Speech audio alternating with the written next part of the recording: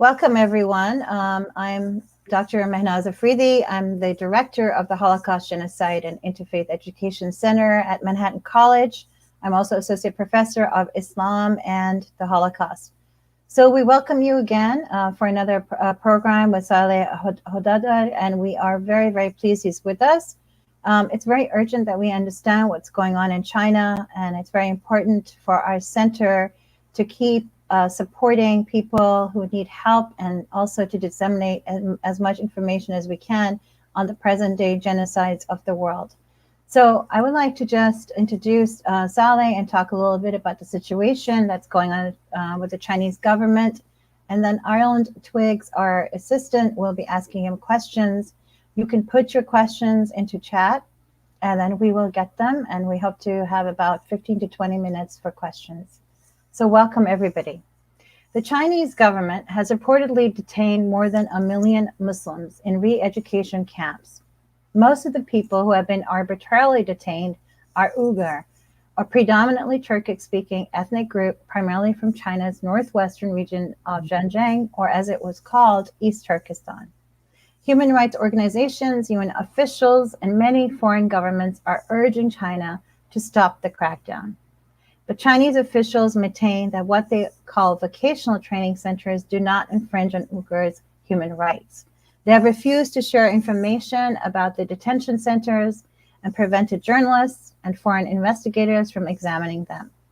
However, internal Chinese government documents leaked in late 2019 have provided important details on how officials launch and maintain the detention camps. Some 800,000 to 2 million Uyghurs and other Muslims, including ethnic Kazakhs and Uzbeks, have been detained since April of 2019. Outside of the camps, the 11 million Uyghurs living in Xinjiang have continued to suffer from a decades-long crackdown by Chinese authorities. Most people in the camps have never been charged with crimes and have no legal avenues to challenge their detentions. The detainees seem to have been targeted for a variety of reasons, according to media reports, including traveling to or contacting people from any of the 26 countries China considers sensitive, such as Turkey and Afghanistan, attending services at mosques, having more than 3 children, sending texts containing Quranic verses. Often their only crime is being Muslim. Human rights groups say, adding that many Uyghurs have been labeled as extremists simply for practicing their religion. So I want to stop here for a second. I know there's a lot going on all over the world. Here in the United States, we are, of course, experiencing, pre-elections. We have COVID-19 right now. We have racial issues in this country. We have Islamophobia. We have anti-Semitism. But I think what's really urgent, even amidst all of that, is we stop the killing and the disappearance of Uyghur Muslims. And this is a very, very important and crucial human rights issue for our center and for the world. So let me introduce you to Saleh Hudayar, who is a Uyghur American politician known for advocating for the independence of East Turkestan. Born in the city of Atush in East Turkestan, Hudayar fled to the United States as a political refugee with his family in June of 2000. Hudayar founded the East Turkestan National Awakening Movement and has since been leading the movement calling for the restoration of East Turkestan's independence. On November 11, 2019, Hudayar was elected as the Prime Minister of East Turkestan's government in exile. He was born in Atush, Xinjiang, China, and studied international studies and political science at the University of Oklahoma and holds American citizenship. He currently lives in DC and is advocating for the Uyghur situation to be considered genocide. We warmly welcome you. Thank you for being here. I know how busy you are, and I will just hand it over to Ireland now. Hi, thank you so much for taking the time with us. The first question I have for you is, a lot of us don't know much about the Uyghur situation in East Turkestan. Could you share 3 historical turning points with us? Yes, firstly, thank you, Dr. Afridi, and I want to thank the HCI for making this event possible. The 3 turning points for us, I would say the first one is 1884. 1884 was when the Manchu Qing dynasty invaded and occupied East Turkestan, renaming it to Xinjiang which means the new territory or the new frontier. After that period, we declared independence twice in the 20th century. In 1933, we declared independence as the first East Turkestan Republic, which lasted about 6 months before the Soviets intervened, feeling that an independent East Turkestan would cause, independence movements in Western Turkestan, which is now the present-day Central Asian states of Kazakhstan, Kyrgyzstan, Uzbekistan, Turkmenistan, and so forth. Then 11 years later, we declared independence once more on November 12th, 1944. And this time we managed to maintain our independence until December 22nd, 1949. Our country was occupied following the mysterious deaths of over 30 of our leaders, which was, caused by the Soviet Union, including a plane crash, as it was officially stated in August 27, 1949, which killed the top 5 leaders of the East Turkestan Republic, including our president, general secretary, defense minister, and chief of staff. Since then, the Chinese communists, since 1949, have been waging a brutal campaign of colonization, genocide, and occupation. That is the turning point. Is the second turning point, I would say, is really 1949, December 22nd, 1949. Over the past 71 years, the people of East Turkestan have consistently resisted Chinese government's attempts to assimilate our population and to colonize our country. The third turning point really comes right at the turn of the 21st century. With the fall of the Soviet Union in the 1990s, we had a renewed hope towards independence as the Central Asian states got their independence. However, September 11 happened, and then China began to label all forms of Uyghur identity, culture, language, and even peaceful resistance as terrorism.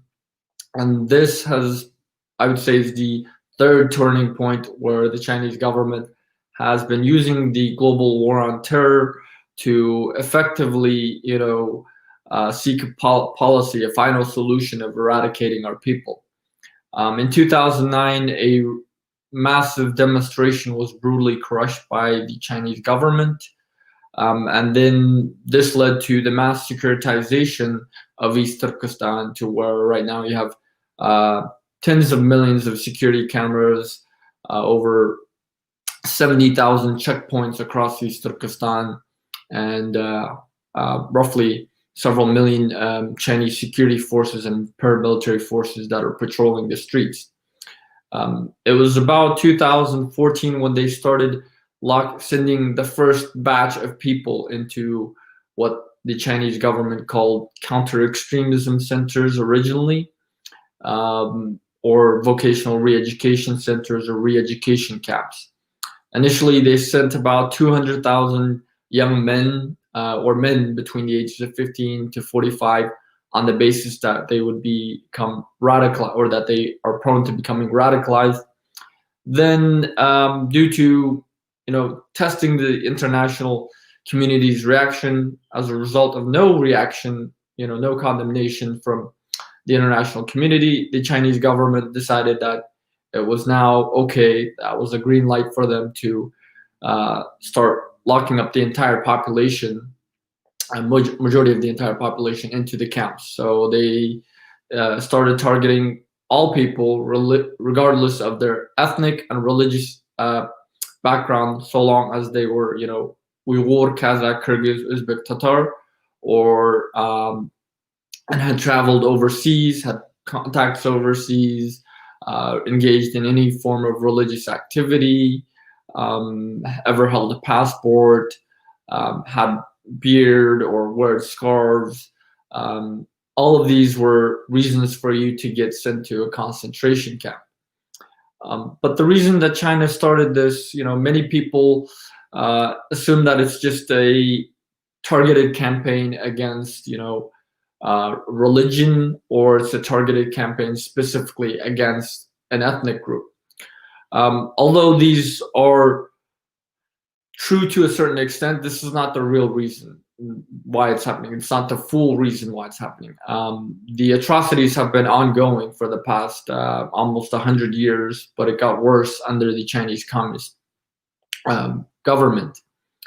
However, the real reason here is the strategic location of East Turkestan and the natural and mineral resources that East Turkestan has, and that China wants to essentially, exploit for its own benefit. More crucially, East Turkestan is the cornerstone of China's Belt and Road Initiative, which is a geopolitical tool that China is using to spread its economic, political, and military influence and become the most dominant political, economic, and military power in the world in order to help achieve its Chinese dream. This was launched in 2013 and since then, the Belt and Road Initiative, you could say it's like the old Silk Road. It's called the New Silk Road, but it's on the basis of the old Silk Road to make China really the center of the world. Because East Turkestan connects China to Central Asia, to South Asia, and ultimately into the Middle East and Europe, the Chinese government felt that it's necessary to contain East Turkestan from what it views as a security perspective, because it feels that once it starts to expand militarily beyond its borders, other countries, be it neighboring countries like Central Asian countries, or be it countries like India, or be it countries in the distance, like the United States, they will try to push back against this. And this is what China really fears. So by putting up millions of people in the concentration camps, forcibly indoctrinating them, forcibly sterilizing women, forcibly separating children, China is trying to take away the risk of East Turkestan becoming an independent country once more.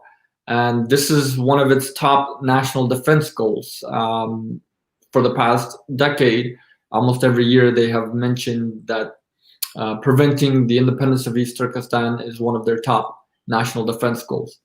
And so this is essentially what's really happening in East Turkestan, is a 21st century genocide, final solution, as what China believes, to prevent, the independence of a country that China invaded and colonized for the past 71 years. Wonderful, thank you. My second question for you today is, could you share with the audience how you came to the US, your family story, and how, if any, members have been incarcerated in these camps? Yes, my first interaction with the Chinese government or the Chinese regime was at 4 years old. It was in 1997, shortly after the Gulja massacre, or the Gulja uprising. Our people had demonstrated in the streets of Gulja in February to protest against the mass executions of 30 of our 30 Uyghur independence leaders in 1997 in the city of Gulja. This led to the Chinese government brutally cracking down, and in that year, according to Amnesty International, close to 100,000 people were detained all across East Turkestan. One of those individuals was my uncle, despite being in Atush, which is, in the southwest, versus Gulja, which is in the northwest. He was detained for reading a book, and a neighbor probably saw him reading a book and informed them, informed the Chinese government.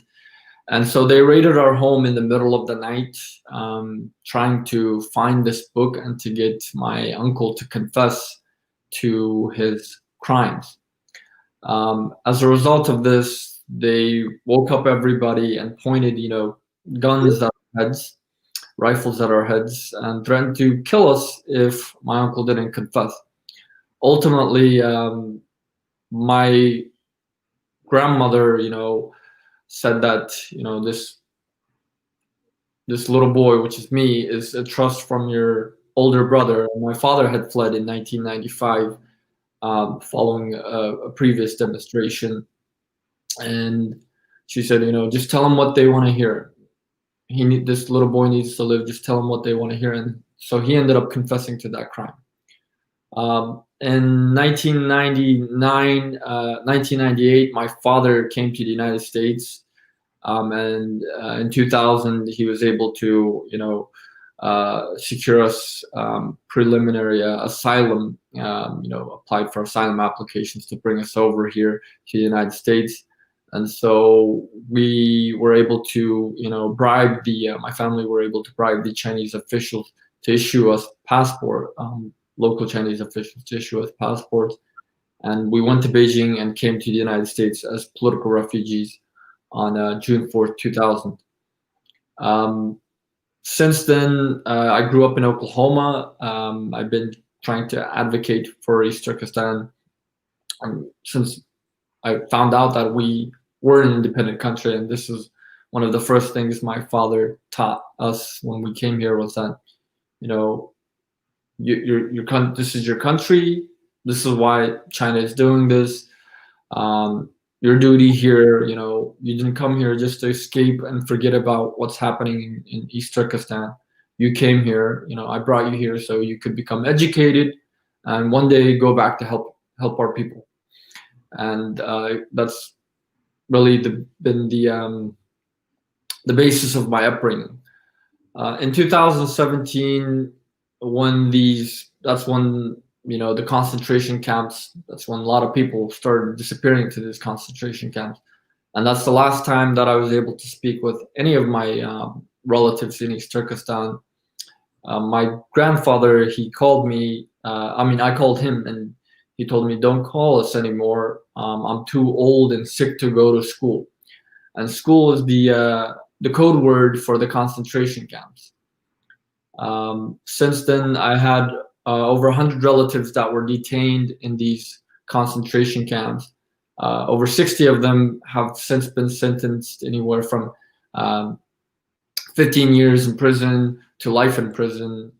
4 have unfortunately lost their lives in the prisons since 2018. And I'm not the only one. Every Uyghur, every East Turkestani across our diaspora community has at least several members of their families and loved ones that are locked up in these concentration camps.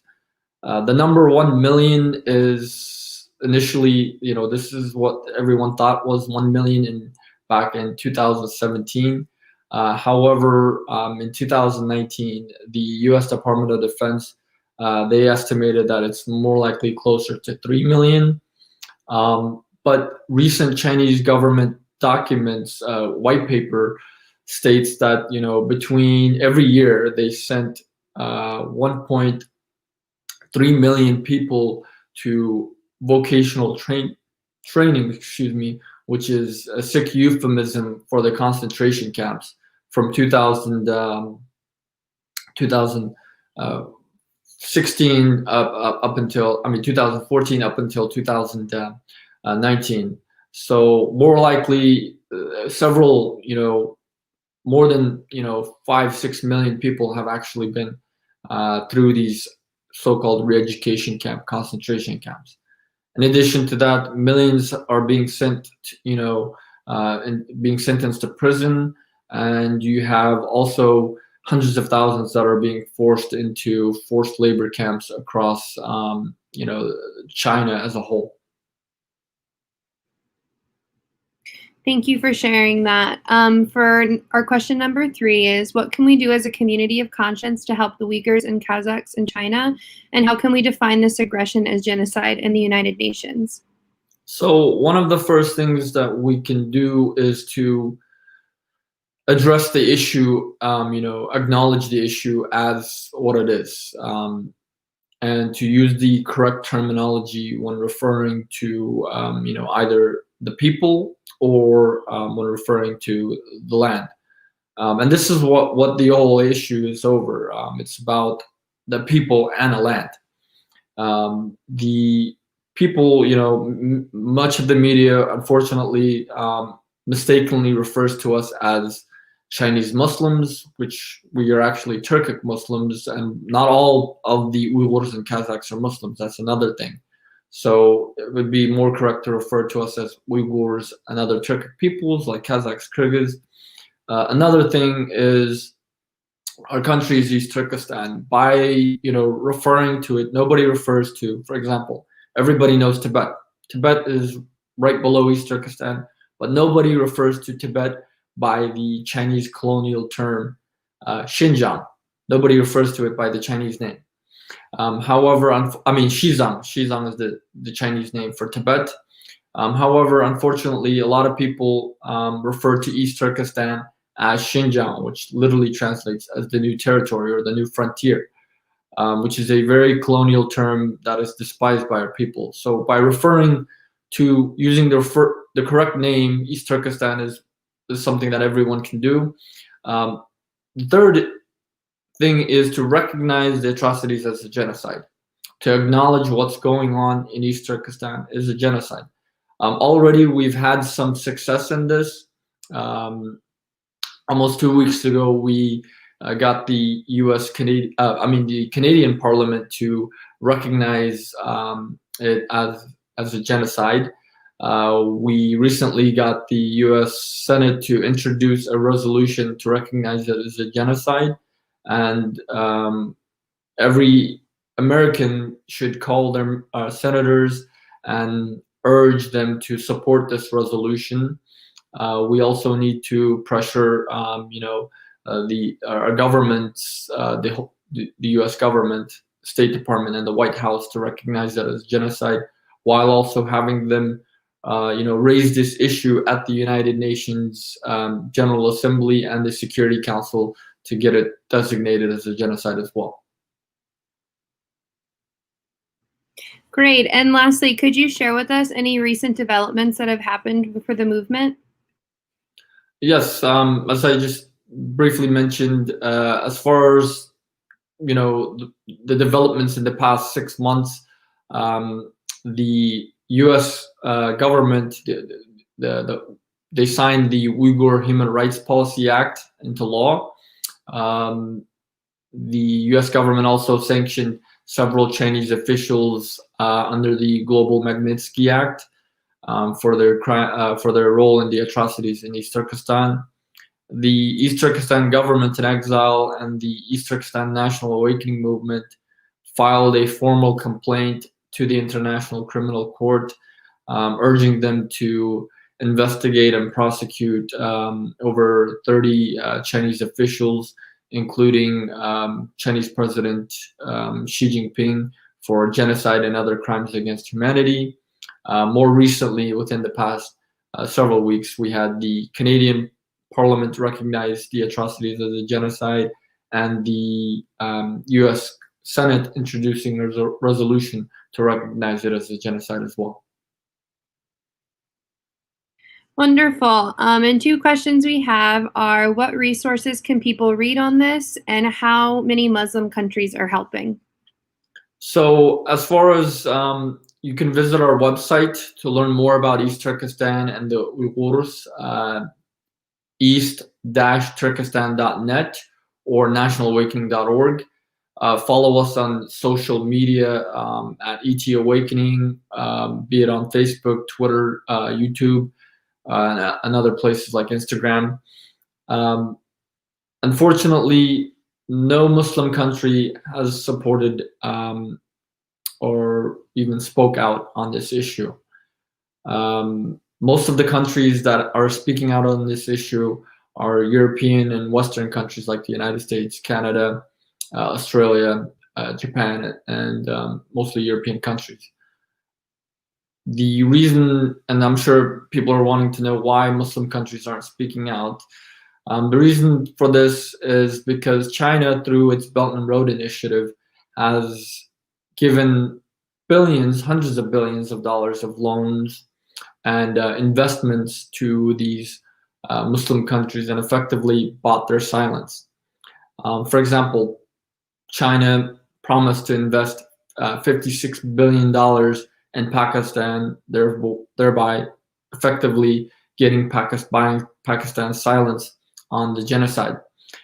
Similarly, with Turkey, they gave Turkey over $3 billion in loans and promised some $50 billion in investments.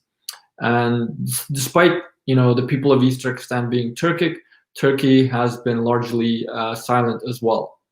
Other Muslim countries, they've all received their equal share of Chinese investments and loans, and this is why they are silent on the issue. Wonderful. Thank you again so much. Is there anything else that you would like to add, Salih, before we close?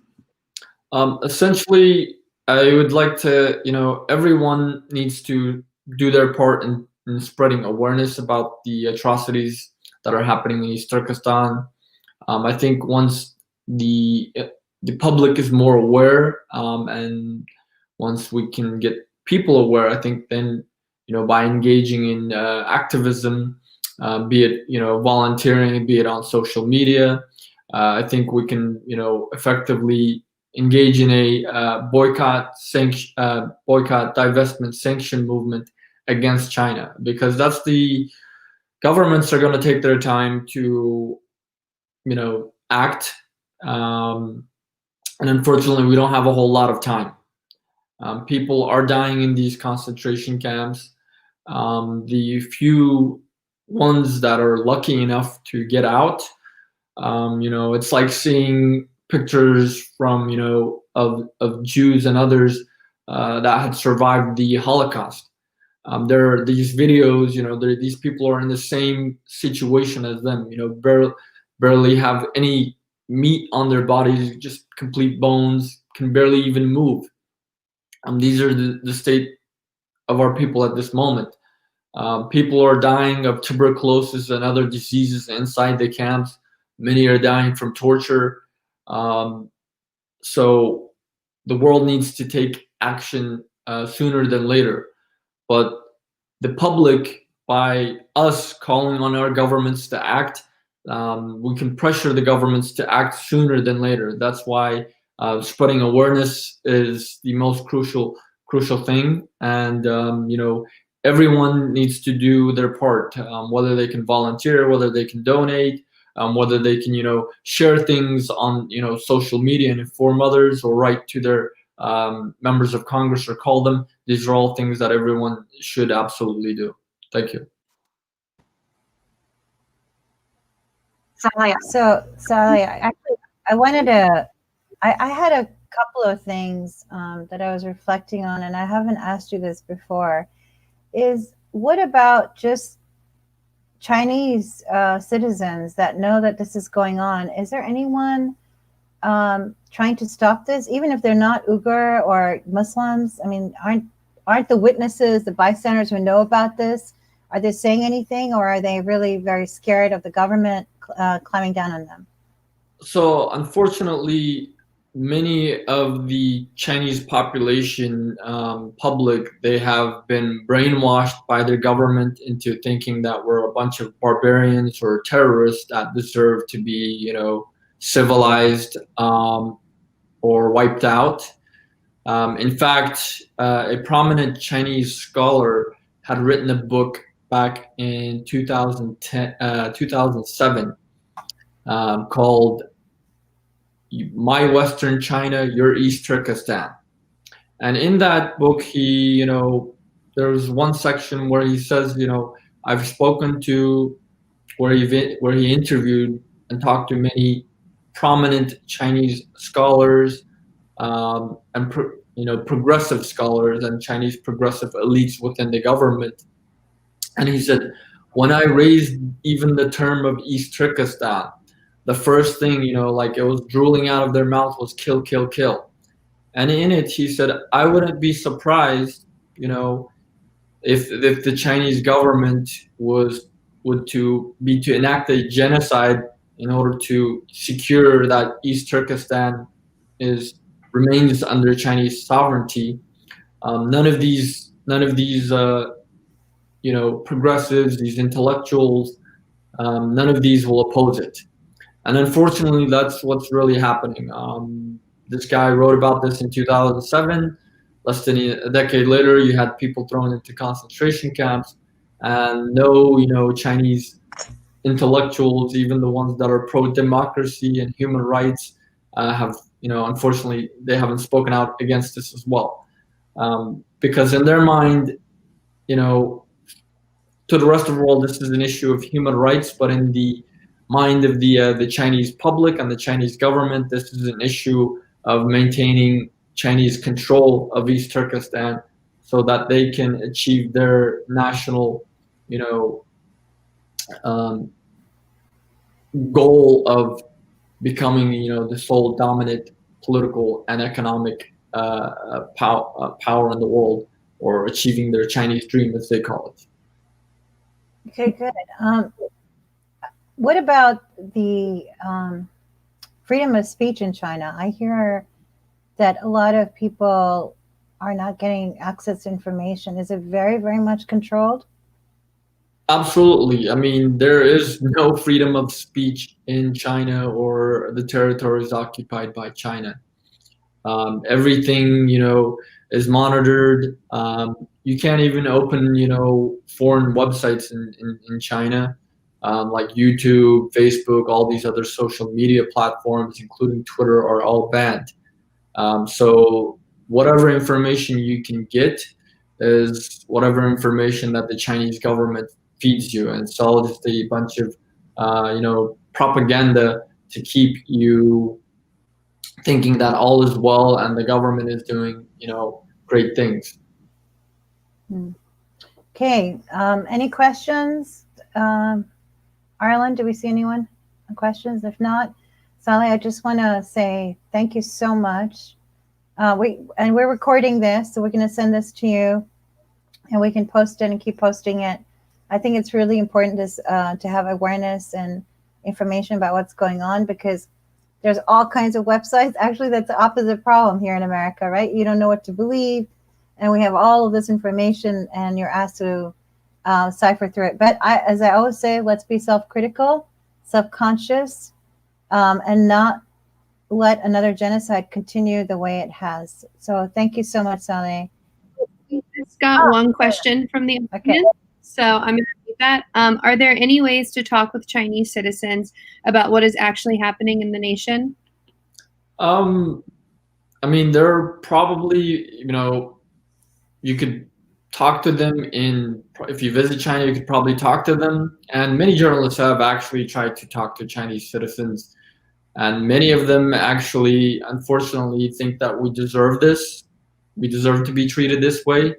And this is, again, because of the intensive Chinese government propaganda, portraying us as either barbarians or as, backward people, or as, since 9/11, as terrorists.